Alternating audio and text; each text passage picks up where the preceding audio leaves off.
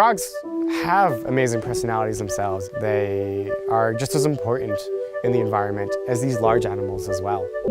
Jonathan, it's so good to check in with you, and I've been reading your work in Nat Geo. Congrats on your first big article. Talk about how this pandemic and kind of fears of another one impact the wildlife trade. We often think of diseases spreading as this nefarious thing happening in the shadows in the wildlife trade that we're trying to control with illegal trade. And actually we have this gigantic legal trade that most people don't realize. A lot of the things that we see and do and eat and touch in our daily lives come from the wildlife trade. But there's almost no control of diseases for that wildlife trade. A quote from your article is something like 60% of known human diseases originate in animals.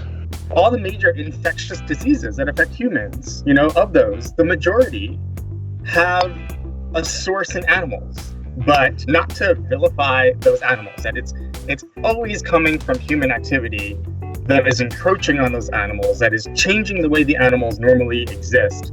Because for the most part, most of these diseases in their source don't have a negative impact on the animals that they survive in. Talk about what clean trade might look like and whether any countries are getting it right. The amount and volume of plant and animal products and live animals and you name it moving through the trade daily is incredibly large.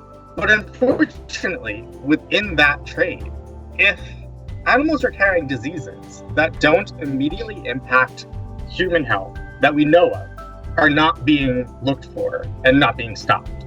And, so what is clean trade or cleaner trade is a matter of starting to look for pathogens that we're not currently considering a priority. So amphibian chytrid fungus is an aquatic fungal pathogen. It's one of the first wildlife diseases that has truly gone global by the time we knew it existed. It's leading to one of the largest mass extinctions that we have ever documented. You've got a frog background. Talk about how that developed. The whole frog thing came about when I started working in Honduras with a conservation group called Operation Wallacea, and we were doing a biodiversity survey to try to help protect a really valuable rainforest called Kolby National Park. And I learned about this thing called amphibian chytrid fungus.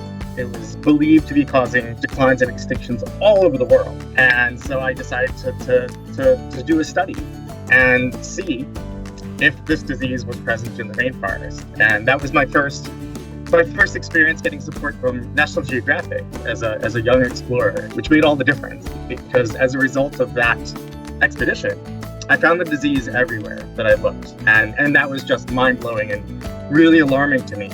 And that was kind of the pivotal point in my life that made me a frog person. There's some people that I'll never convince why you should love a frog. I can deal with that.